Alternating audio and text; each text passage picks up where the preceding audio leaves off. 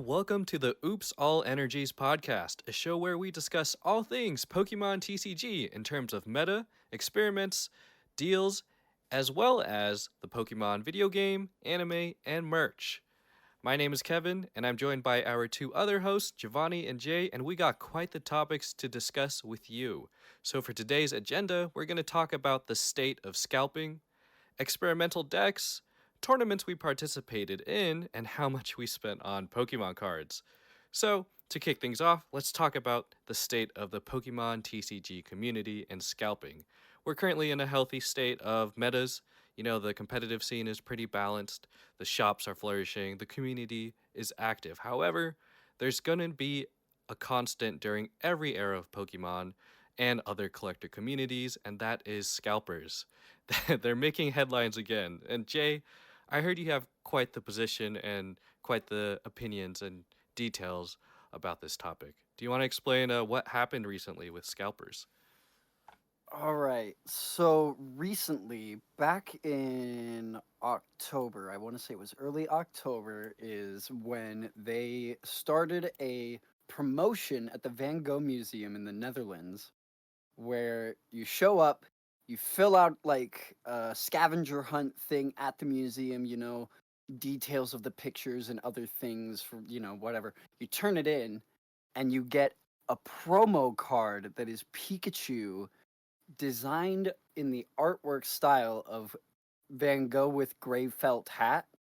It's Pikachu with gray felt hat. Yeah, people went nuts. The thing is about that promotion was supposed to last until around the middle of January, and people were absolutely disrespectful, raucous, over the top, pushing and shoving. It was crazy. And Pokemon hates it. They really hate it when their events have that kind of a response because they want it to be a safe and welcoming environment, especially for a place like a museum like that. But no, people rushed it, were completely being over the top and raucous and not cool about it. And so they ended the promotion within, like, I think it was only about 2 weeks, 2.5 weeks was all it ran. And so there was an extremely scarce supply of what was supposed to be a months long promo. There was supposed to be tons of this card. Tons and tons and tons of this card. They printed it to oblivion to make sure that it wouldn't have the same problems as their previous museum promos that they've done, because they've done previous artwork promos like the Scream. They did that one. That one went like crazy. So they wanted to prevent the same incidents occurring, and so they were going to let it run and blah blah blah, print a ton of it, but they cut it down and they said no, we're gonna have to cut back.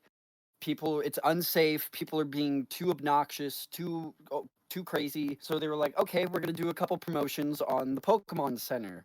Yeah, the first time bots were able to get in on the back door and load their carts up before anybody else was. So that completely failed. And so they're like, okay, we're going to do it again. They did it again. It was a little bit more successful, but it still wasn't quite enough because still a ton of bots like ate a bunch of product up. There were still a lot more people that got it this time rather than bots, but still a lot of bots, which has left the card at an exorbitant price for what it should be. You only had to buy $30 worth of product off of the Pokemon Center, and it didn't even have to be Van Gogh related, just $30 worth of product. Yeah, that got eaten up so fast, and barely anybody was able to get it, and it's left the card at like $120 to $150 in value. If you had to buy $30 in product, it shouldn't be $150 resale value. That's crazy. We'll look at the Squirtle Pokemon Center promo as a comparative example, okay? That one's an extremely expensive promo because the only way to get that was pre-ordering the Mew 151 Ultra Premium collection for the 151 drop, and you would get the free card with that. You would get the free Squirtle promo. Yeah, that was the only way to get it. And the product that you had to buy to get that was $120. So that card being $120, that's fair. And now that they've had a re-release of it, it cut the price in half, down to around like $70. That's fair. That makes sense. I'm baffled by how people have been so like bad sportsmanlike about the Pikachu with gray felt hat, because recently they've now brought it out into the stores in the Netherlands. Tons of the Netherlands stores were getting it. And there were people like, oh no, I hope they don't get a bunch. Man, people should be able to like have access to all of these like promos and everything. They should be able to have access into the fun of it, because the intended purpose of that promo wasn't to be a hyper exclusive promo. It was to be a widely available promo for people who went to the museum and they gave it out on the Pokemon Center. It wasn't supposed to be the super exclusive thing. And there's people who are actively wanting there to be less supply of the card, less circulation of it, and they want stores to only get 10 copies. But lo and behold, thousands of copies went out to stores in the Netherlands. Big box retailers got it. So we're in a state where scalpers have been running away silly with that. But hopefully these kind of things, Pokemon, they're fighting back against the scalping. It's not going to last. I also heard on the topic of the Van Gogh Pikachu that there was like insider trading too. Like the employees themselves would take the carton or the case of cards and tell the Mm. scalpers like when they're gonna plan on selling it, or they just give it to them directly. And those employees have been like fired since then. And apparently one of them was also Mm-hmm. like an employee of the museum itself for like over 20 years or something like that. That's just crazy what I guess the greed Yeah. people can turn to. I I also made a similar video on my YouTube channel a while back when they released the McDonald's promos last year. Now the scalping community, the the resale for those McDonald's promos weren't as crazy when the Celebrations McDonald's version came out a couple years ago. Mm. When Celebrations, the Pokemon set Celebrations came out, they had like cereal boxes, McDonald's collaboration, and it was literally impossible for collectors like myself or even just kids who it's meant for to find like a single promotional item or card, a box of cereal, or a Happy Meal toy because adult adults are just going there and buying out the entire inventory or the entire stock and reselling it for triple the value, which is not the best, like right when it came out. And whenever you see it at like a local card show and these people are selling multiples of those copies for triple the price, it kind of just leaves a sour taste in your mouth, or in my mouth at least. Yeah. Unpopular opinion. I think, it's a great thing. I mean, just get good. just be there. I mean, I don't know. It's just like one of those things where like if they got there, they got it first. It's unfortunate, Yeah. but yeah, I don't know. That's how I see it. I'm not a collector. I don't search for things. I'm just like, oh, that sucks so darn. And that's fair. There is some aspect of this that is like some exclusivity stuff, the world championship promos that, yeah, if you show up to the world championships, you get that card, but then it resells for $400. Yeah, okay, because it was only given out at that 1 year to the people that showed up to that tournament. Like that is fair. That makes sense because there's already a level of exclusivity to what the event is. So the promo being given out, of course, is going to have exclusivity to it. My entire nuance with like the felt hat Pikachu one is that that was supposed to run for months.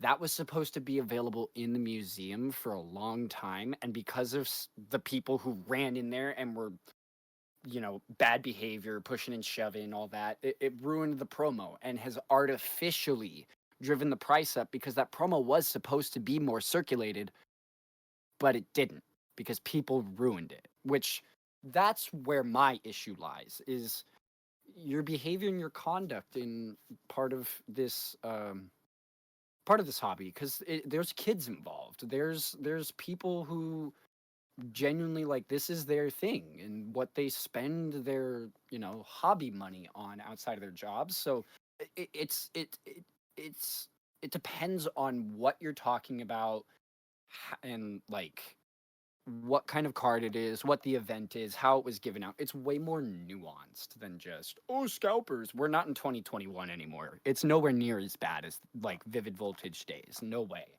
Oh gosh, don't miss those days. Mm-mm. Yeah, I tend to agree with what Jay's saying. It's there's nothing wrong with reselling stuff, especially if you got there first. But again, if you're like pushing people, throwing hands, or just literally buying out the entire stock every time, you're gonna be like every time they restock items, I'm gonna look at you a little bit differently. Hey man, they gotta make a living. Yeah. Like, like if I could just have a job selling Pokemon cards in my mom's basement, I would totally be doing that.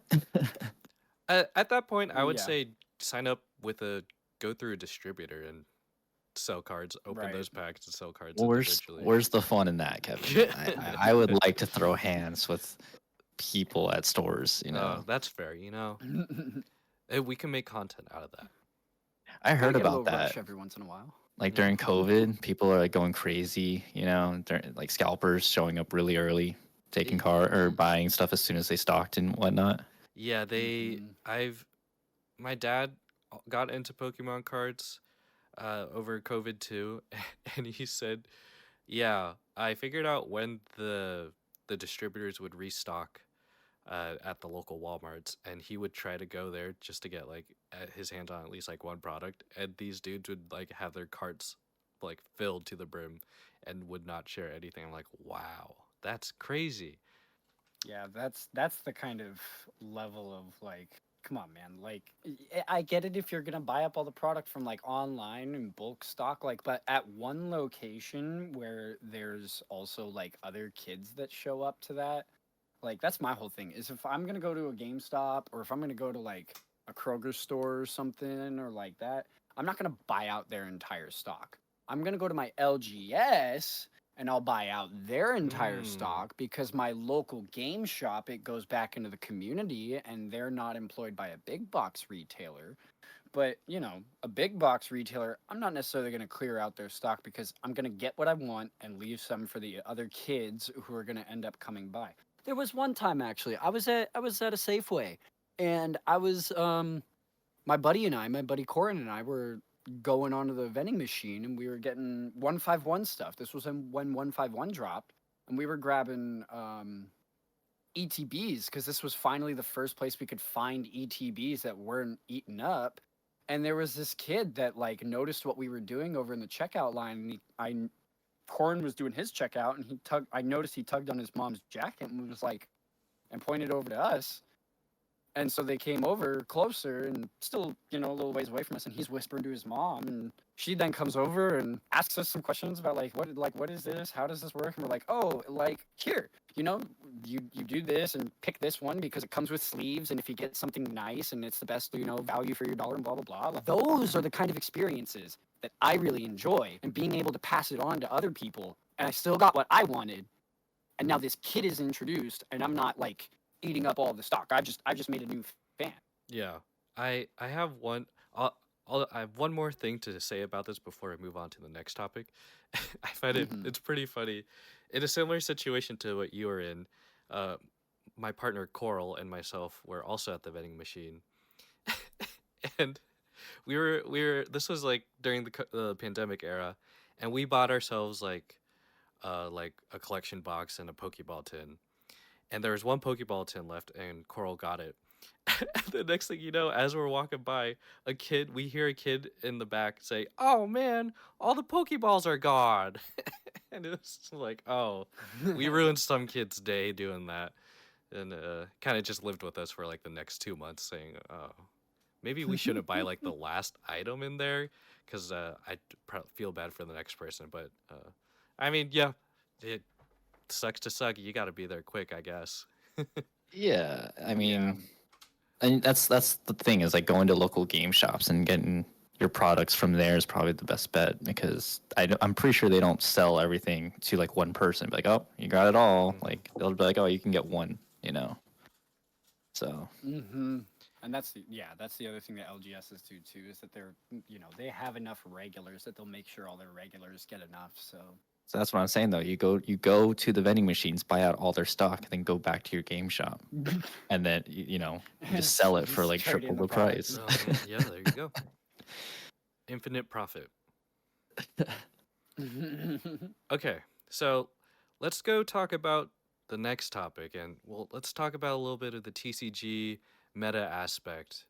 So I like to experiment with decks. I like meta decks, but I also like to run anti-meta and rogue decks in general.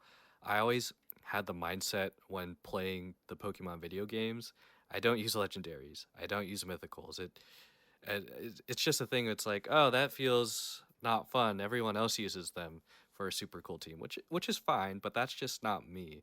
And it kind of translated into the TCG aspect. I don't necessarily want to use the same deck as everyone else, so I'm gonna tweak things my way and make it my own and make it kind of anti-meta and not popular because I'm cool like that. And yeah, so I want to kind of explain this deck I've been working on and building, and I kind of want to start here and then document it in future episodes to see how it evolves and to see how if it's viable and if it maybe we'll see like some sort of variant in kind of like the more competitive community. So both Jay and Giovanni know a bit about this deck. A while back, I built a Mewtwo deck, and the Mewtwo card is from the 151 set. He has a move. Mewtwo has a move called Reflective Barrier that hits for 20 damage, and if your opponent attacks Mewtwo, the move counters back with the same amount of damage. So for a lot of meta decks in that situation, like Miraidon, Lost Boxes, or Chin Pows, it's gonna either one hit KO them or at least set up damage for the second turn knockout, which is pretty handy. But however, since with the arrival of Paldean Fates coming out, they actually kind of improved that Mewtwo deck, and it kind of changed it from Mewtwo to a Mimikyu deck. And so I added the Mimikyu promo cards from the Paldean Fates Elite Trainer box. I also added Ceruledge too, but I could have added those before, but those cards because those two cards in particular came out in Paldea Evolved, but I skipped that set, so now that Paldean Fates came out and I bought a ton of that, I was able to get those more accessible. Uh, so, anyways, the Mimikyu card has the ability to not take any damage from any EX or V Pokemon. So, while you have that in the active spot, I build up my bench. So, it also has an attack where you can place 7 damage counters on your opponent. So, this is what I consider good insurance against any comfies in a Lost Box deck. You kind of pick them off one by one while you're building up your bench, or force their Radiant Greninjas or other Radiant cards out into the active spot. So once that Mimikyu is knocked out, you come in with someone else to knock out their Radiant card. And then if a stage 1 card hits that Mimikyu, you can use Moonlit Hill or a Medical Energy to heal him back to the low 70 HP. And the second Pokemon, Ceruledge, is there to hit the EX or V Pokemon. So he has an attack called Fighting Sword that hits for 100. But if your opponent has an EX or V card in play or in the active spot, it does 100 more damage. So it won't necessarily be a one-hit KO for most Pokemon, but it has a good follow-up when you switch out with Mimikyu. So Mimikyu hits for 70 damage, and then you swap in Ceruledge for that finishing blow if he's strong enough. And then to run the engine for energies, you use Zatu, and you build it up. You move energies from your hand to your bench, and Bob's your uncle. You got a pretty viable deck. I played it here and there against Jay and Giovanni, and still testing it out. And yeah, that's kind of what I've been experimenting with. And Giovanni, you said you've made some alterations on this deck, and have you done anything with it on like TCG Live to test it out? So your deck that Mm-hmm. you were just talking about, yeah, I actually kind of took it apart. I took out the Mew, I took out the Surlage, I basically turned it into like a Mimikyu Espathra deck. Now, Espathra is pretty cool. It's an EX. For 1 psychic energy, she does I think 30 damage, but it also for every energy that's on her and your opponent's active Pokemon, she does 30 extra damage. So, you basically just kind of keep her in the back, just like your deck is. You just kind of build up with Mimikyu kind of staying in the active zone, and you just kind of build up your Espathra with as many energies as possible, switch, and then just do a ton of damage. Espathra is really great because she counters Charizard and Roaring Moon because they're both weak right now to grass. So she's a really good counter for that. Really liking her. I've been messing around with it. It's I've come to notice though, playing on live is way different than playing in person. Yeah. So a lot of the decks I play in live, I'm like, oh, this is amazing. Doesn't actually really do all that much for me in person. So it's been doing pretty well. I haven't fully built it to play in person yet, but on live at least it's not bad. Yeah. So that's kind of like that is I think you have Xantu, right? Or Xatu, yeah. Xantu. I think I took out a couple of the other Pokemons in your deck and basically just rearranged the whole thing and put a couple more of those in there just to really try and get as many energies on Espathra as possible. Yeah. It's really fun. You got the Mimikyu to kind of counteract people's attacks because a lot of people are running Vs and EXs, so they can't attack as long as Mimikyu's there. The only thing that I've had people go around or avoid the Mimikyu is having a Mew EX, and they put the energies on that, and then they just I think they copy the Mimikyu's attack and put 70 counters on that Mimikyu. So that's the only way around it I've noticed so far. That's what you've done to me when you played your Mew against me one time, and I said, "Oh, that's kind of a big hole in that move." But then Ceruledge was in there and was luckily able to one-hit KO the Mew. But yeah, there's some holes in it, but it has potential to be a solid stall deck, but I don't think it's going to be as consistent as, I don't know, Snorlax stall per se.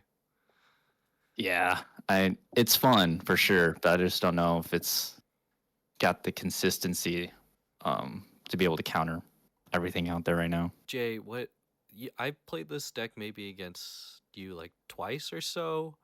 What do you think it could be viable with a little more tweaks here and there?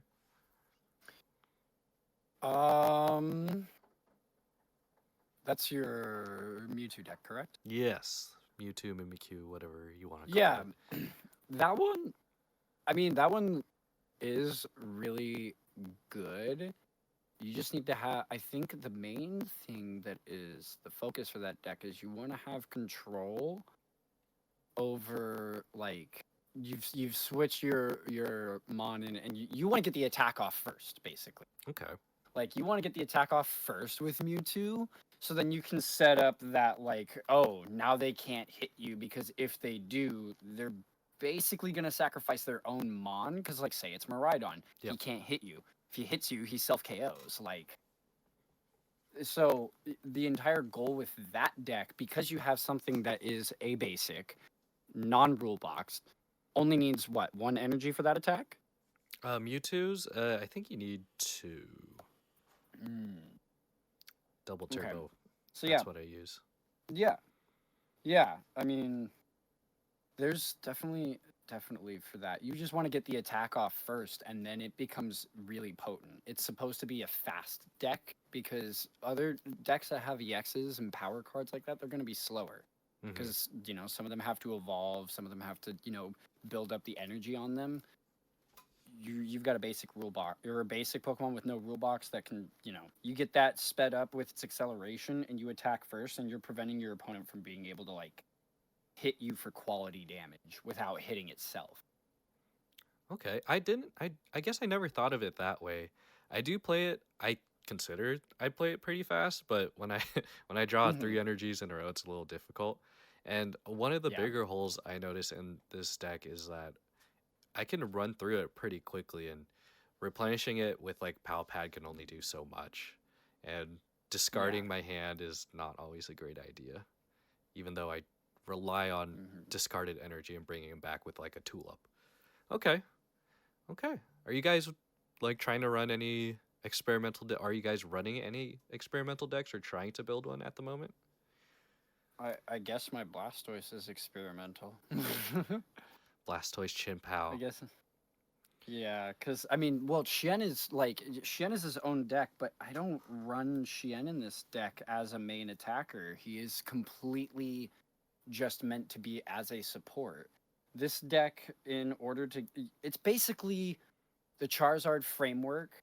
You know, there's Lumineon, there's Radiant Greninja, there's Rotom V in there. You know, Battle VIP passes, Ultra Balls, Nest Balls, blah blah Mhm. blah, all that kind of framework.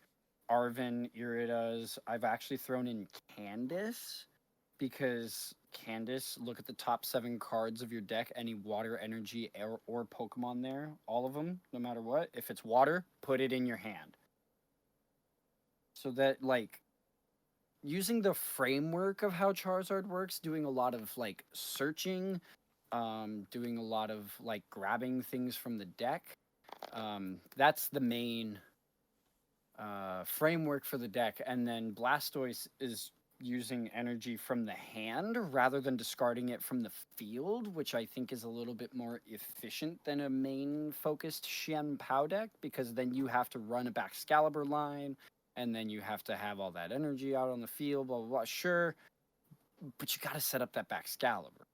Mhm. It's a little bit easier to just set up a Blastoise, let him sit there with his tanky amount of 330 HP and taking 30 less damage from attacks with his ability, and building it, you know, keeping the energy in your hand. When you have enough energy in your hand, you just drop them out. It got me to top cut at tabletop one week, like a week or two ago. So Yep. it's pretty solid. I think that was the key. Like when I saw that Blastoise came out in 151, I was like, nah, that's what Shen Pao was looking for. It was looking for you to shivery chill, grab the 2 energy out of the deck, put it in your hand, switch out, put Blastoise in the front, drop those energy for knockout. It literally writes itself like clockwork. Mhm. Every time I face the Blastoise, it's such a beefy card. It's even as running a Miraidon, if it can be a little tricky, especially with the supports you have going on. Mm-hmm. Yeah, I've played Yeah, that deck. I Candace have it on live. It's consistent. The only downside to it is path. Obviously, Yeah, like it just kind of shuts the whole thing down. yeah. Also, hand shuffling cards. Like if my opponent plays Iono towards the end of the game, it's and I've already, you know, I can only draw 2 up from that Iono. Yeah, where's all the energy for me to do my last attacks that I need? Oof. Hitting me Oh. with Roxanne, leaving me with only 2 cards in my hand. Oof. Yeah, that one hurts. So Mhm. hand Yeah. shuffling cards are the weakness of the deck. They're not an 100% like, oh, they play it and the game is over. They have to play it at the right time for it to work. It still needs to be paced, but it is one of the other main counters. But yeah, Path shuts the whole deck down because everything in it is a rule box mon with an ability, which is, you know, yeah, Path. Can't wait for that to get rotated out. Well, and speaking of that, speaking of Path specifically, it is getting a replacement next Oh. set. It is getting a replacement. Iron Thorns EX has the ability that all other Pokemon except for future all other rule boxes except for future Pokemon have no abilities. So that'll shut it down right there. It'll replace Path once rotation goes out. Iron Thorns is a metal Pokemon most of the time. Or wait, Iron Thorns? Yes. Iron Thorns I was is thinking of electric Ferrothorn. rock, actually. No, it's electric rock. Yeah. So it's being printed as an electric type for its EX. Okay. Ooh, maybe I'll run that in Miraidon. Ah, Yeah, sounds gross. exactly. Interesting.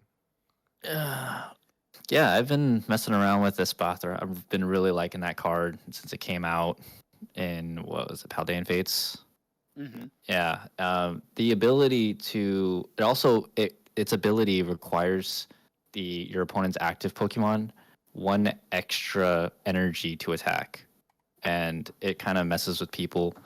And so I have that with a Garchomp EX. I had 3 of those, and then 2 Espathras. And the trick is with the Garchomp EX is you just attack for 1 fighting energy, and you can take any of your fighting energy up to 3 in your discard pile and put them onto your bench Pokemon in any way you'd like. So you build up your, use your concealed cards from Radiant Greninja and try and get rid of all those energies, pull cards, and then put the energies, once you attack with Garchomp, put the energies onto your Espathra and just really build them up. I've been able to get, like, I think 9 energies on my Espathra once, and just after that, switch to her and just start taking out everyone's Pokemon. It's pretty fun. I went and took that to a cup the other day and got absolutely destroyed. It just was not pulling any of the cards I needed at the right time. It was just unfortunate.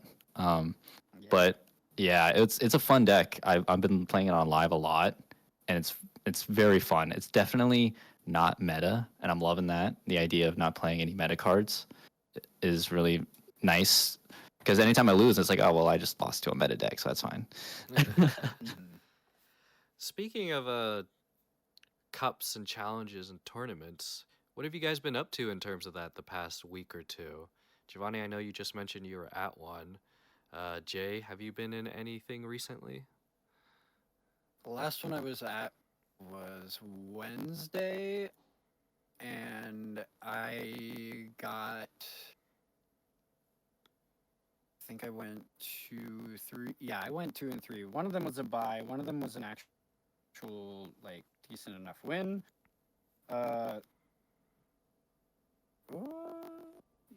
Yeah, and then my 2 losses. One of them was against Polaris at the shop. Polaris, he's literally like one of the best senior players in the world. So, like, of course, but it's also really hard to beat him when you start with a Luminion as your active. So, like, I kind of just got bodied by him. Yeah. But other than that, I mean, the deck performed. It did good. But other people, there was one match against my buddy Max, and man, it went down to the wire. It was literally turn 0. Like, time had been called, and it was either like I was going to like take him out next turn and get my last 2 prizes, or he was gonna top deck the right card and just completely like got it right there. I'm pretty sure he like got up. Yeah, he top decked the bosses, which he was able to do, so that was able to give him the win. It was literally down to the wire. I love games like that. Yeah. So it was a good tournament. And then I think it was like about a week or so now before that is when I took top cut with Blastoise. I took 2 wins against. I just destroyed 2 Lost Box decks, and the other one I ended up top decking a Machamp Guts mill deck. Oh. Yeah, he completely did not like. It just bricked. His deck bricked. He didn't get what he needed. He was just full of energies in his hand. He was all energies. Hey. Hey. So yeah, I got that win, and then the next win was against the Lost Box that I kind of just like paced out, and then another one where I was able to kind of sort of pace out, but they also weren't able to get their Giratina out quickly enough, so it was also that I was able to just be faster. And then once I got those 3 wins under my belt, the next 2 people that I played with were like, "Oh, let's intentionally draw so we can be in top cut." And I'm like, "All right." And so we went 3-0-2, which mathed it out that like all 8 of us were either like 3-0-2 and better, so meaning we had at least 3 wins and 2 draws, or 4 wins or more. Anybody that had 3 wins and 2 losses was bubbled out, meaning that they did not make it into top cut. Right. So like, yeah, it was kind of gamed out, but that's just kind of how it goes sometimes when the games go that way. It just depends on how the tournament ends up running. Mm-hmm. And so, yeah, as soon as I got into top cut, this kid's dad figured out how to like stop Blastoise and being like, oh, just make him shuffle his hand a bunch of times after he's already started getting down on prize cards. Yeah, he got me there and started just using Cramorant to pick me off. So, yeah, made it to top 8. That's pretty awesome. We like to see those success stories. Top 8. That's out of how many people? It was, I think, a 32 Eesh. or a 31. So it was, yeah, it was pretty solid. That's pretty good. I also participated in a tournament. It's a league challenge over the weekend, and I went with Jovani and our buddy Micah. So the first round, I went against a Goldango deck, and I've never played that before. It was pretty close because I had two prize cards left, and he said, "I'm gonna use Make It Rain for 450 damage," and I said, "Huh? It does how much damage?" And then that kind of set the tone. I thought for the rest of the tournament, because there's like 5 rounds total. And second one, I faced Micah against his Chin Pao. I didn't know how to play against Chin Pao up until recently, so I just kept hitting his Frigiback and Baxcalibur. I kept getting them out early, and he wasn't able to use them for any extra energy help there. And he just wasn't pulling his cards right, and I was able to eke out a win there. And then my third match, it was against Lost Box, and my poor opponent, he couldn't pull anything on his bench, so I think he only had a comfy on his active, and I think turn 2 or turn 3, I was able to get the win there. I was like, okay, Oh no. this is going pretty good. I'm like 2-1. And then round 4, my opponent failed his deck check, but he was still playing anyway, so it was an automatic win for me. So then I'm like, okay, I'm shooting at 3-1. This is pretty good. And then my final round, my opponent, I think they left the store early, and so I got the win on that and went 4-1. So I placed second at the tournament, and I was like, oh wow, all right, I'll take it. I got like 2 legit wins and 1 close match that I lost, and the 2 were like freebies, and I got 8 packs of Right. Haldane Fates for it, and I got a Series 4 prize pack, and all is good, and that's the highest I ever placed out of the 3 tournaments I ever played in my competitive career. Yeah, that was pretty wild. There wasn't that many people there that night. No, there's like maybe 20 of us. Yeah, I had quite the opposite of Kevin's story. I bricked every single match I played. Wasn't playing the best. My deck, it was brand new, just built it, so like I would imagine it wasn't shuffled well.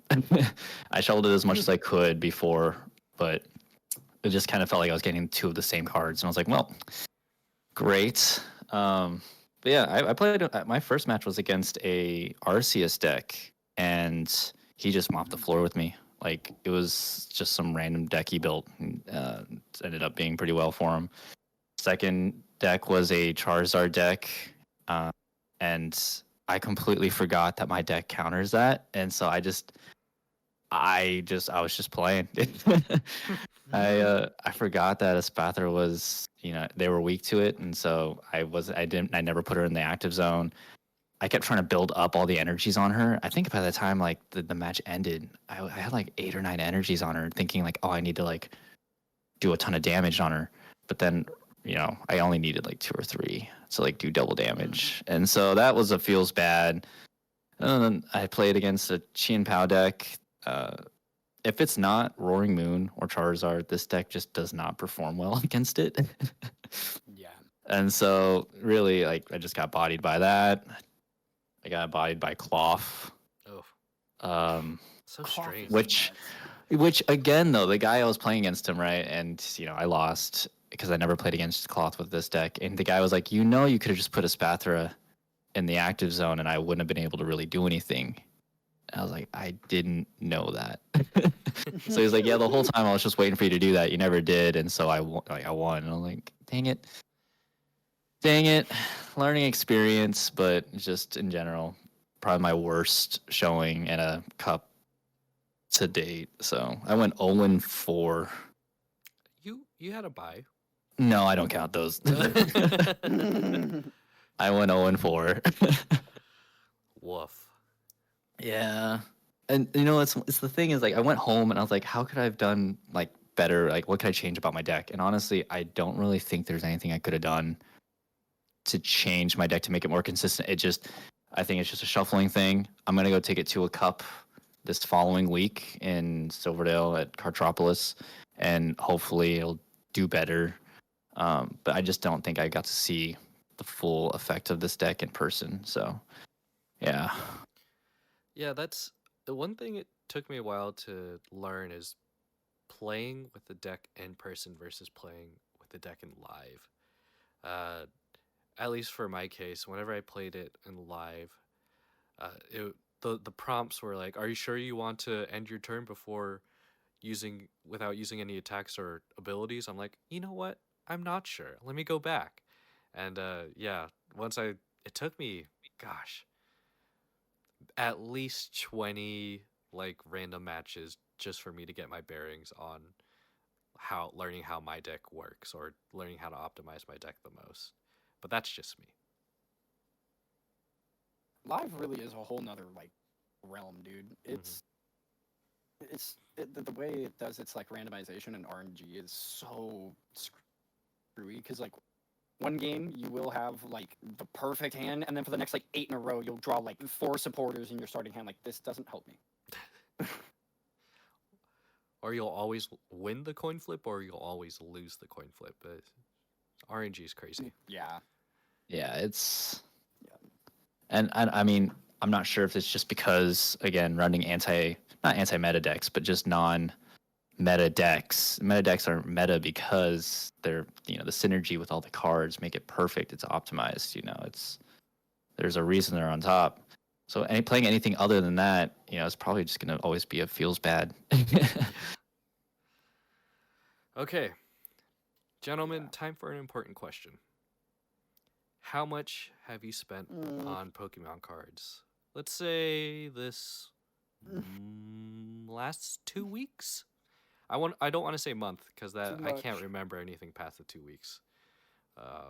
So who wants to go first? Well, Jay, you're saying too much, so obviously we need to know. The audience needs to know now.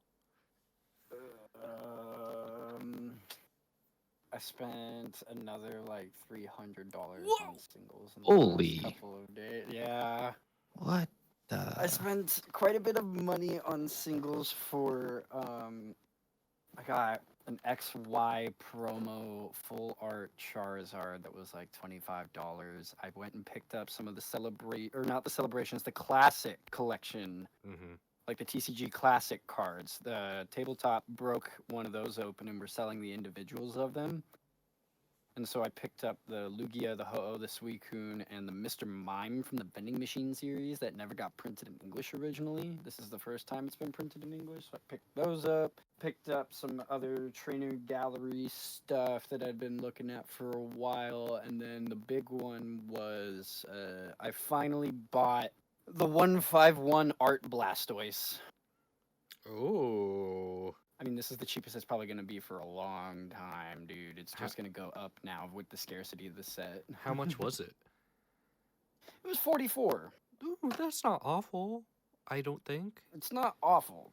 It's not awful, but combined on top of, $7, $8, $9 cards that came out of the classic and some other ones that I was looking at, like some of the other trainer gallery ones, like the Sylveon V and the Sylveon V Max from Brilliant Stars. Those are like $15 and $17 each, and like, so there was quite a bit that I was looking at getting done. But the big one was that I pulled out of some Paldean Fates packs at tabletop. I pulled the Bubble Mew.